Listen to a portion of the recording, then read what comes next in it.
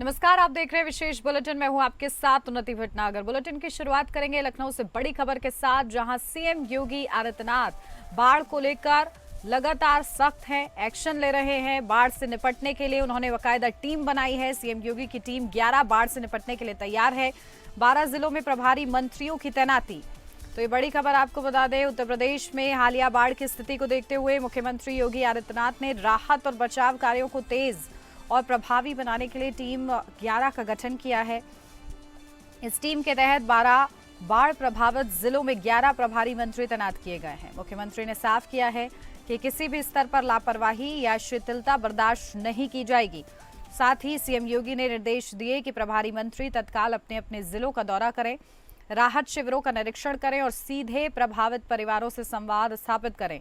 जिलों के DM, SP, CMO सहित सभी वरिष्ठ अधिकारी फील्ड में रहकर 24/7 निगरानी सुनिश्चित करेंगे। मुख्यमंत्री योगी आदित्यनाथ ने सभी प्रभारी मंत्रियों को तत्काल अपने अपने जिलों का दौरा करने के निर्देश भी दिए हैं। साथ ही राहत शिविरों का निरीक्षण करने के लिए भी कहा है। तो देखिए, बाढ़ की स्थिति को देखते हुए सीएम योगी आदित्यनाथ एक्शन में नजर आ रहे हैं। अधिकारियों को निर्देश दिए गए हैं उनकी तरफ से कि बाढ़ से निपटने के लिए जो तैयारियां हैं वो ग्राउंड जीरो पर मुकम्मल होनी चाहिए। इसमें किसी भी तरह की कोई कोताही बर्दाश्त नहीं की जाएगी, क्योंकि बड़ी संख्या में देखिए लोग प्रभावित होते हैं, लोगों के घरों तक पानी चला जाता है और ऐसे में राहत बचाव कार्य लगातार जारी रहे और राहत शिविरों में भी निरीक्षण करने के निर्देश दिए गए हैं सीएम योगी की तरफ से। अपडेट ले लेते हैं, हमारे विशेष संवाददाता आनंद सिंह हमारे साथ जुड़ गए हैं। आनंद, क्या कुछ जानकारी मिल रही है? सीएम योगी आदित्यनाथ के निर्देशों का कितना पालन ग्राउंड जीरो पर? बिल्कुल, देखिए उन्नति, जिस तरह से उत्तर प्रदेश में कई जिलों में बाढ़ जैसी स्थिति बन गई है, पानी सड़कों पर आ गया, घरों में जा रहा है, उसको देखते हुए मुख्यमंत्री योगी आदित्यनाथ ने बाढ़ राहत के लिए टीम 11 का गठन किया है। कुल 12 जो बाढ़ प्रभावित जिले हैं उसमें 11 प्रभारी मंत्रियों की तैनाती की गई है और साथ ही साथ ये निर्देश दिए गए कि जो वहां पर काम होना है उसको तो होना ही होना है। जो तमाम मंत्री हैं, जो टीम 11 के प्रभारी मंत्री होंगे, वो रात्रि विश्राम भी अपने जनपदों में ही करेंगे, यानी 24/7 वो उन्हीं जिलों के लिए देंगे, बाढ़ पीड़ित जिलों के लिए देंगे जहां पर लोगों की मदद करनी है, जहां पर लोग परेशान हैं। ये जो टीम 11 के जो मंत्री हैं उन जिलों के, वो अपने नेतृत्व में वो काम देखेंगे। जो प्रशासनिक अधिकारी हैं वहां के, उनको वो निर्देशित करेंगे कि कितनी तेजी के साथ कितने स्तर पर काम होना है। आप ये कह सकती हैं कि जो तटबंध है उनकी निगरानी की बात हो, चाहे जल निकासी की बात हो, चाहे साफ सफाई की, ये मंत्री, डीएम, एसपी, एसएसपी, सीएमओ सभी लोग एक साथ मिलकर काम करेंगे। बिल्कुल। और देखिए, राहत शिविरों के निरीक्षण के भी निर्देश दिए गए हैं, उसका कितना पालन हो रहा है? वहां तक व्यवस्थाएं पहुंच पा रही हैं कि नहीं? बिल्कुल बिल्कुल, जैसा मैंने बताया कि चाहे राहत शिविरों में भोजन की बात हो, डॉक्टर की बात हो, चिकित्सा की, पेयजल और पानी की बात हो, खाने पीने की, इन सभी चीजों पर, साथ ही साथ जो जल निकासी की बात है कि किस तरह से जो जल है उसका स्तर घटाया जाए, जो शहरी क्षेत्रों में, ग्रामीण क्षेत्रों में जल आया है उसको किस तरह से यहाँ बाहर किया जाए, इन सब तमाम चीजों पर निगरानी के लिए टीम 11 का ये गठन मुख्यमंत्री योगी आदित्यनाथ ने किया है। ठीक है, बहुत शुक्रिया आनंद आपका तमाम जानकारी के लिए।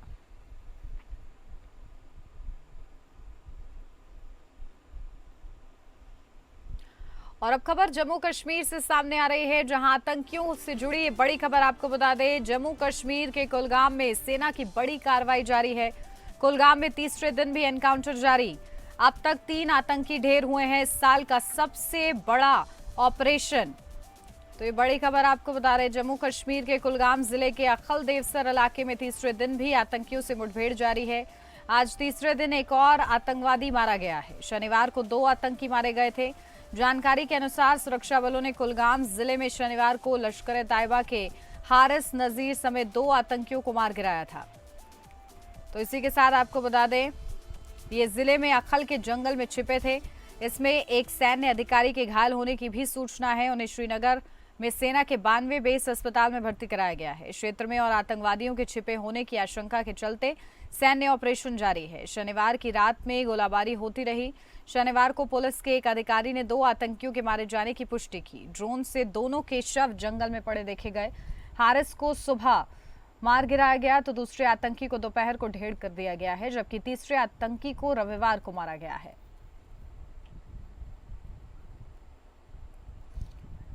अपडेट ले लेते हैं। हमारे संवाददाता शेख दाऊद हमारे साथ जुड़ गए हैं। शेख दाऊद, क्या कुछ जानकारी मिल रही है? किस तरीके से सुरक्षा बलों को एक के बाद एक सफलता मिल रही है और सर्च ऑपरेशन किस तरीके से रहा? बिल्कुल बिल्कुल आपको मैं बता चलूं कि श्रीनगर के बाद कुलगाम में इनकाउंटर हुआ। ये उस वक्त हुआ जब फौज को इनपुट मिला है कि इस एरिया में 2 से 3 आतंकवादियों की मूवमेंट है। तो security force, Jammu Kashmir police, army ने एक ज्वाइंट ऑपरेशन लॉन्च किया वहाँ पे सर्वेलेंस, जिसमें उन्होंने ड्रोन का इस्तेमाल किया गया और उसके बाद सर्च ऑपरेशन बढ़ा दी गई। जब मिलिटेंटों की मूवमेंट उनको पता चला है कि बिल्कुल इस एरिया में मिलिटेंटों की मूवमेंट है, तो ड्रोनों की मदद से और जो डॉग्स है उनको अंदर छोड़ा गया। तो वहाँ पे पता चला कि मिलिटेंटों की मूवमेंट है और उसके बाद जो फौज की टुकड़ियां आगे बढ़ रहे हैं तो मिलिटेंटों ने उन पर फायरिंग की और उसके बाद वापस फौजी ने अपना मोर्चा संभाला, जिसके नतीजे में पहले एक मिलिटेंट को मार दिया गया है और सर्च ऑपरेशन कंटिन्यू रहा रात भर। और सुबह जब फिर इनकाउंटर बढ़ाया गया तो वहां पे एक और मिलिटेंट को मूवमेंट देखने को मिली, उसको भी फिर मार दिया गया है और तहम अभी तक 3 मिलिटेंट को इस इनकाउंटर में मार दिया गया है। इनको ये सर्च ऑपरेशन अभी जारी है। वहां पे लग रहा है कि शायद और कोई मिलिटेंट इस एरिया में मौजूद है। जी ठीक है, नजर बना के रखिएगा। बहुत शुक्रिया शेख दाऊद आपका तमाम जानकारी के लिए।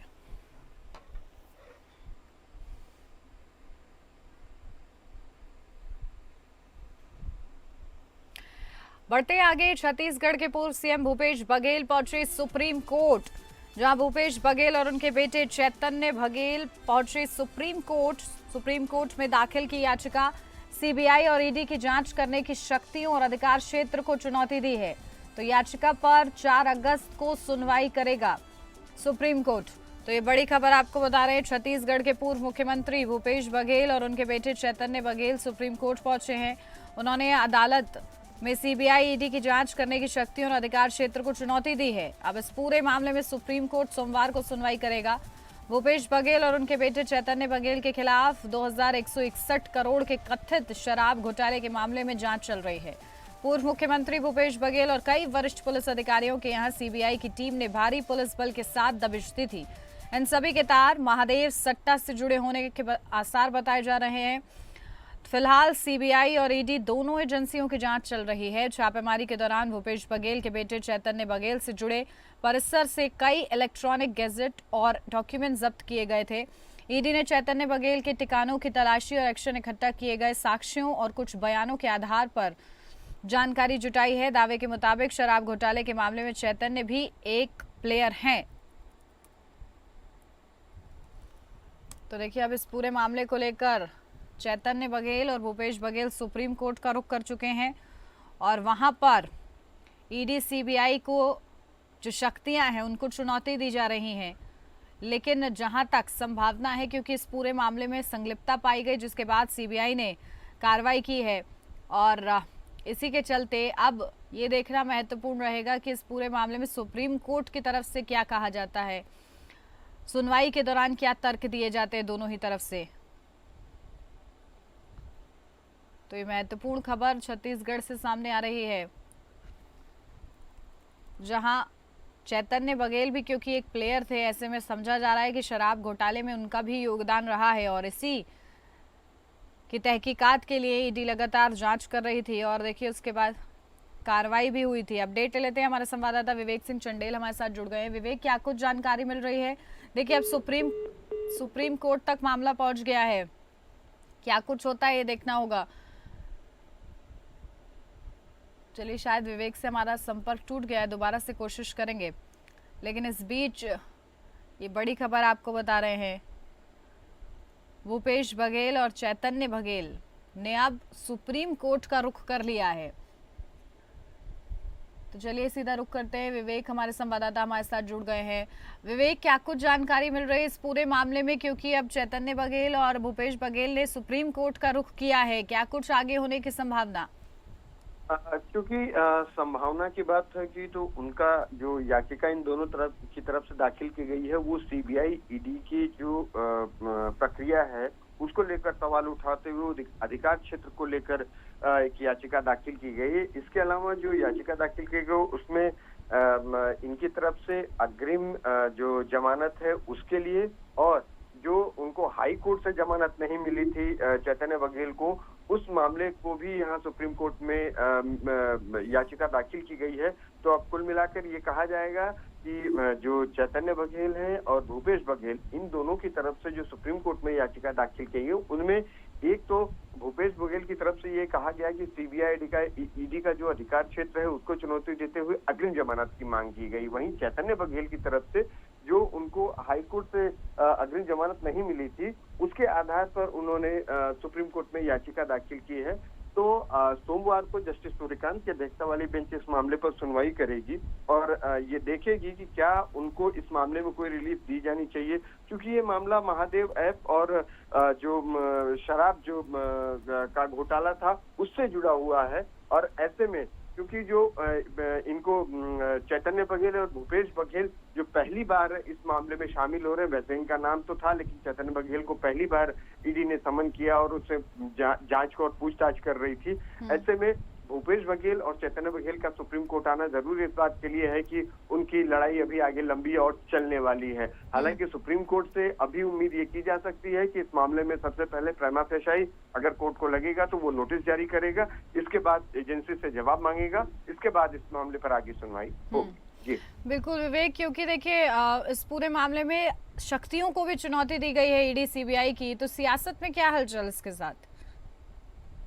बिल्कुल ये दो अलग अलग चीजें हैं। चूंकि सीबीआई और ईडी जो ये प्रशासनिक मामला है जिसको इन्होंने चुनौती दी है कि उनका अधिकार क्षेत्र बनता भी है या नहीं बनता है उनको, क्योंकि जो ये जांच एजेंसीज होती हैं उनके अधिकार क्षेत्र पे अमूमन सवाल उठते रहते हैं। जैसे आपको याद होगा पश्चिम बंगाल कोटा घोटाले में भी ईडी की जो आरोपी थे उनकी तरफ से बार बार ये कहा जा रहा था, जब ममता बनर्जी के भतीजे थे उनकी तरफ से बार बार ये कहा जा रहा था कि जो ईडी का अधिकार क्षेत्र वो नहीं बनता है। दूसरी बात ये भी उन्होंने बार बार कही कि ईडी उनको जबरदस्ती हैरेस करने के लिए, पूछताछ करने के लिए दिल्ली बुलाती, जबकि वो वहां ही पूछताछ कर सकती। तो अधिकार क्षेत्र वाला जो मामला बनता है उसके ऊपर विचार करने की जरूरत जो याचिका है उसमें कही गई है। और ये कहा गया है कि अगर वो जांच में सहयोग करते हैं तो उनके साथ कोई ऐसी कार्रवाई न की जाए, तो राजनीतिक हलकों की बात को अगर न की जाए और अगर सिर्फ लीगल पॉइंट्स पे देखा जाए तो उनकी तरफ से जो अग्रिम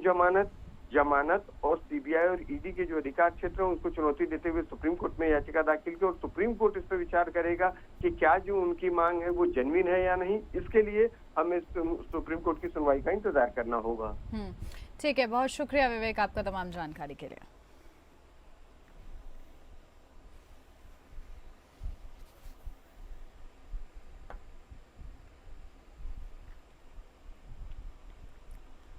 और अब खबर सामने आ रही है महाराष्ट्र के पनवेल से, जहां आपको बता दें मनसे की आधी रात को धड़क कार्रवाई।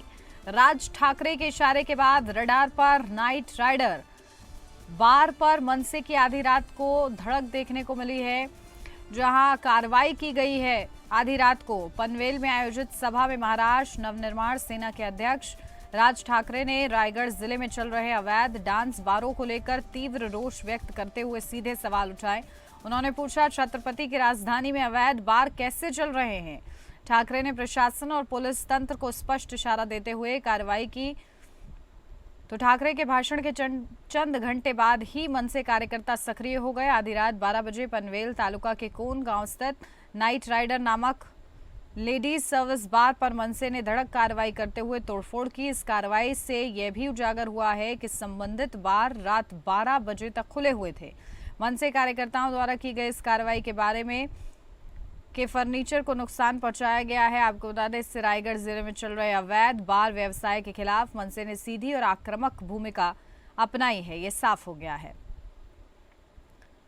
तो देखिए, कानून व्यवस्था को बनाए रखने के लिए प्रशासन को अब सख्त कदम उठाने पड़ सकते हैं, ऐसे संकेत इस घटनाक्रम से मिल रहे हैं।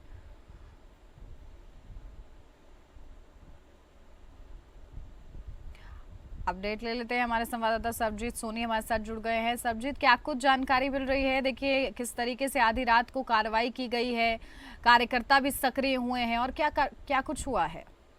जिस तरह से नाइट राइडर बार पे कल मनसे कार्यकर्ताओं ने देर रात वहां पे तोड़फोड़ की है। हालांकि ये तोड़फोड़ राज ठाकरे की जब सभा थी नवी मुंबई में, सभा में छत्रपति शिवाजी का महाराज के जो किले में जिस तरह से अवैध डांस बार किए जा रहे हैं। हालांकि ये जो क्षेत्र है वो पुलिस थाना है अंतर्गत है, वो नवी मुंबई आता है, लेकिन जो जिला है वो रायगढ़ के परिसर में आता है, जिसको देखते हुए भाषण पे ही मनसे कार्यकर्ताओं ने देर रात एक्शन लिया है। नाइट राइडर बार पर पत्थरबाजी भी की है। वहां पर मामले भी इस मामले पर जो पनवेल पुलिस स्टेशन ने मामला भी दर्ज किया है। हालांकि 15 लोगों को इस मामले पर आरोपी बनाया गया है तोड़फोड़ के बाद, लेकिन अभी तक किसी की गिरफ्तारी नहीं हुई है।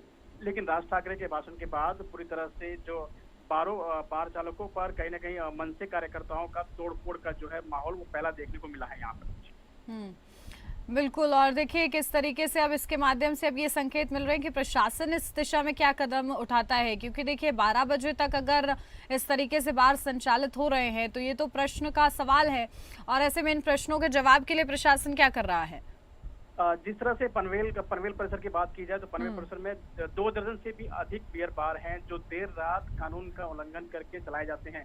हालांकि इसका सीधा सा उदाहरण 12 बजे रात को जब मनसे कार्यकर्ता वहां पहुंचे हैं तो हालांकि बार वहां पर जो है लेट नाइट चलाया जा रहा था, लेकिन नियमों के अनुसार पालन नहीं किया जा रहा था, और वहीं देर रात अश्लीलता का डांस भी किया जाता है, जिसको देखते हुए राज ठाकरे ने यह प्रश्न उठाया और मनसे कार्यकर्ता वहां पे एक्शन लिए। अब देखना है कि प्रशासन क्या बार चालकों की कार्रवाई करेगा या मनसे कार्यकर्ताओं पर एफआईआर दर्ज किया गया है, लेकिन देर रात बार जो संचालित कर रहे थे उन पे कार्रवाई कब होगी, ऐसा मनसे कार्यकर्ताओं को भी अपील है। ठीक है, चलिए बहुत शुक्रिया आपका तमाम जानकारी के लिए।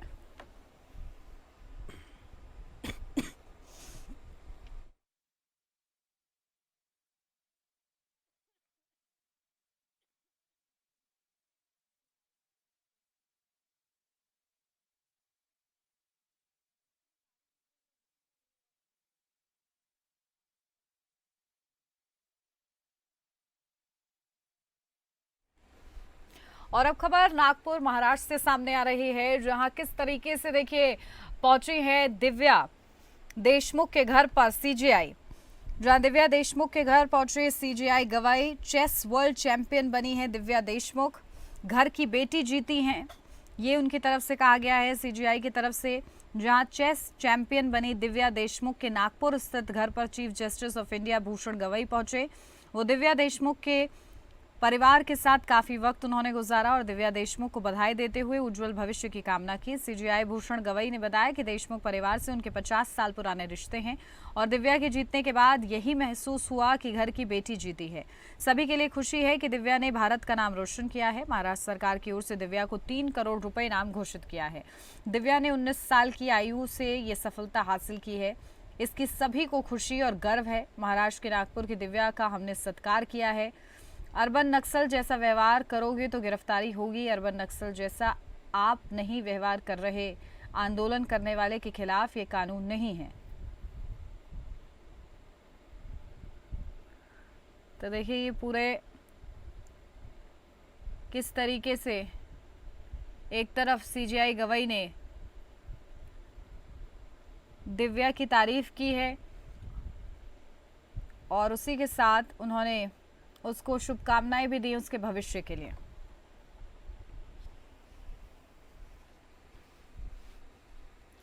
महाराष्ट्र के मुंबई से इस वक्त की बड़ी खबर सामने आ रही है, जहां एक बड़ा घोटाला उजागर हुआ है। घोटाले में 47 करोड़ की संपत्ति फ्रीज की गई है। मुंबई के मीठी नदी घोटाले में 47 करोड़ की संपत्ति फ्रीज। बीएमसी इंजीनियर और ठेकेदारों पर ईडी का शिकंजा। तो प्रवर्तन निदेशालय ने मीठी नदी गाद घोटाले में बीएमसी इंजीनियर प्रशांत तायशेटे और 5 ठेकेदारों की संपत्तियों पर शिकंजा कसते हुए 47 करोड़ रुपए से अधिक की राशि फ्रीज कर दी है।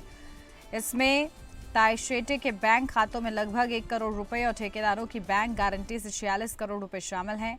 ईडी ने जारी बयान में बताया कि प्रशांत तायशेटे उन बीएमसी अधिकारियों में शामिल थे जो 2021-22 में गाद निकालने वाली मशीनों की मंजूरी के लिए केरल गए थे। ये यात्रा एक ठेकेदार द्वारा आयोजित की गई थी जो सिल्ट पुशर और बहुउद्देशीय अभ्यचर पॉन्टून मशीनों की खरीद से जुड़ा था। ईडी के अनुसार इन मशीनों की खरीद में भारी अनियमितताएं हुई और बीएमसी अधिकारियों ने पद का दुरुपयोग कर ठेकेदारों को अनुचित लाभ पहुंचाया। इससे पहले ईडी प्रशांत रामगुड़े, डिनो मोरिया, केतन कदम और जयेश जोशी से भी पूछताछ कर चुकी है।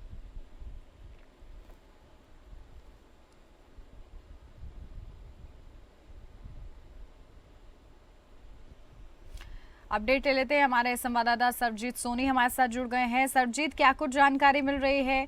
47 करोड़ की संपत्ति फ्रीज हुई है इस पूरे घोटाले में, और क्या कुछ अपडेट? जिस तरह से मीठी नदी मामले पर पुलिस ने चार्जशीट दाखिल किया है, जिसमें मीठी नदी में जब कार्रवाई की गई थी तो 9 अलग ठिकानों पर छापेमारी की गई, जिसमें 5 बड़े ठेकेदार रडार पर थे। 7000 पन्नों का ये चार्जशीट दाखिल किया गया है, जिसमें मीठी नदी पे जिस तरह से आरोप लगाए गए थे कि मशीनों की जो कागजों में ही जो मशीनें हैं वो लाई गई, हालांकि रियल में जो मशीनें हैं वो वहाँ पे नहीं आई थी। सफाई जिस तरह से की गई, मीठी नदी का जो प्रोजेक्ट था उस पर बड़ा घोटाला हुआ है, और प्रशांत रामगुड़े नाम के जो पीएमसी कर्मचारी है वो भी इसमें आरोपी है। हालांकि उसने जिस तरह से जिस कंपनी को टेंडर देना था उस कंपनी के बेस पे ही उन्होंने पूरा तैयार किया था, उन पे ऐसा आरोप है। तो कई ऐसे आरोप लगाए गए थे। हालांकि इस मामले पर पुलिस ने अभी कोर्ट में जो चार्जशीट दाखिल की है। हालांकि पीएमसी पूरे मामले पर जिस तरह से छानबीन की जा रही थी, तो पुलिस के जांच में मीठी नदी घोटाले में कई ऐसे आरोप भी सामने आए हैं। तो अब देखना है कि कोर्ट की तरफ से क्या उसमें आरोप किया जाता है। बिल्कुल सरजीत, बीएमसी इंजीनियर और ठेकेदारों पर भी ईडी का शिकंजा देखने को मिल रहा है। जी, बीएमसी के जो ठेकेदार हैं, कई ठेकेदार ईओडब्ल्यू ने गिरफ्तार भी किए थे, जिसके बाद कई ठेकेदार अभी भी वांटेड हैं। कई ठेकेदार जिन पे आरोप है वो कोर्ट में एपीए के लिए दाखिल किए हैं। हालांकि उनके जांच के लिए बुलाया गया था, लेकिन वो वहां पे नहीं हाजिर हुए। 7000 पन्नों।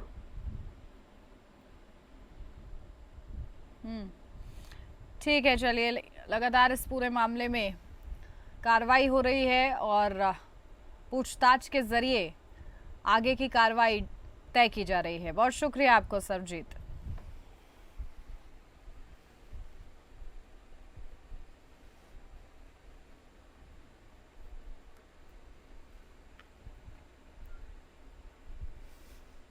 तो देखिए, ये बड़ी खबर आपको बता दें, जहां महाराष्ट्र के मुंबई में घोटाला सामने आया है। 47 करोड़ की संपत्ति फ्रीज की गई है।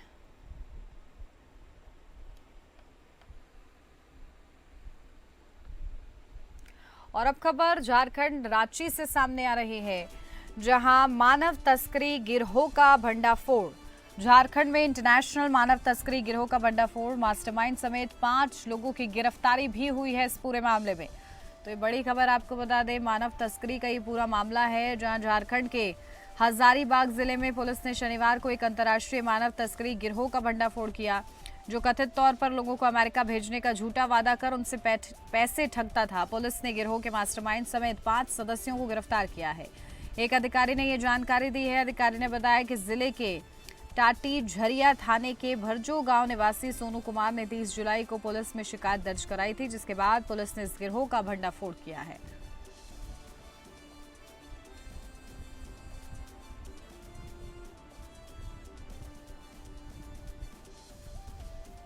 तो देखिए, मानव तस्करी का ये पूरा मामला है,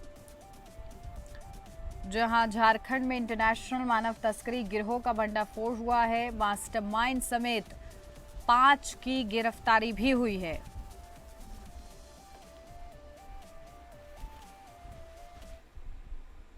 और इसी के साथ इस बुलेटिन में बस इतना ही। नमस्कार।